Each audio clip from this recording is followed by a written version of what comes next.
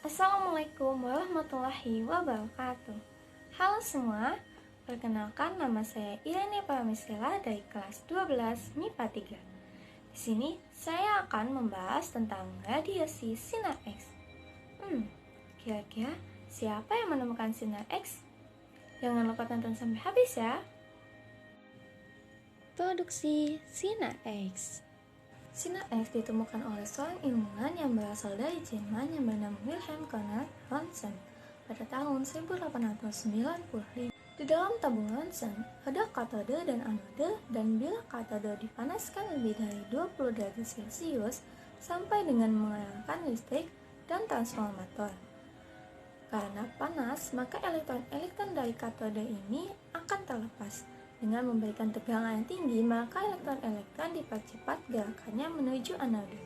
Elektron-elektron mendadak dihentikan pada anode sehingga terbentuk panas 99% dan sinar X 1%. Sinar ini akan keluar dan diarahkan dari tabung melalui jendela yang disebut diafragma. Nah, ini dia rumus dari sinar X.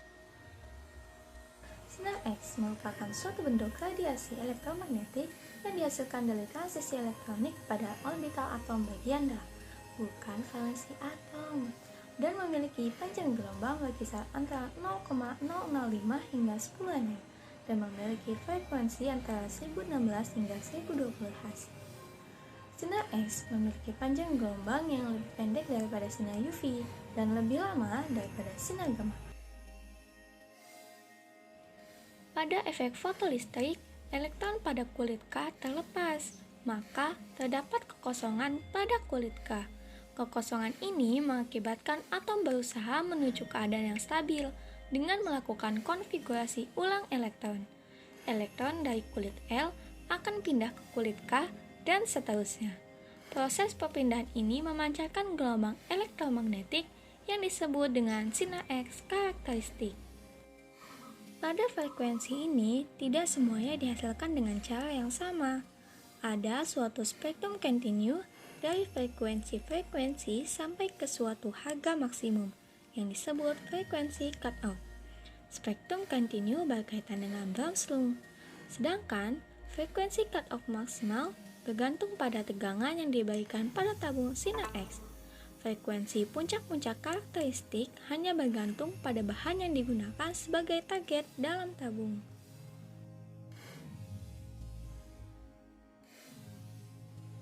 Yang pertama ada bidang kesehatan.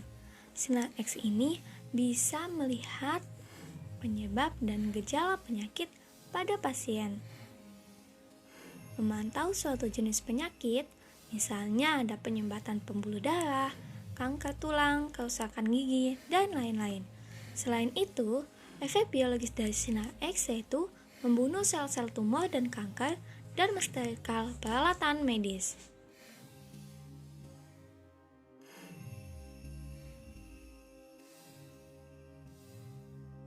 Yang ketiga, bidang industri. Jadi, banyak perusahaan yang menggunakan sinar X untuk memeriksa apakah ada bakteri berbahaya di produk kaleng makanan tersebut, dan juga bisa untuk membantu melacak apakah ada kerusakan di dalam komponen mesin-mesin industri yang mungkin tidak terdeteksi.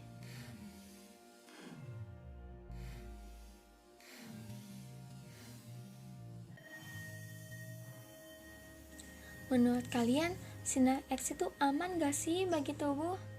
Nah, semenjak sinar X ditemukan, banyak para ahli yang mengatakan bahwa hadirnya sinar X juga mengundangkan perdebatan di antara para ahli nih teman-teman.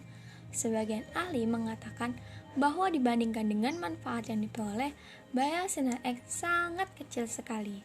Jadi, kalau kamu mau menggunakan sinar X, harus konsultasi ke ahlinya ya, supaya tetap aman.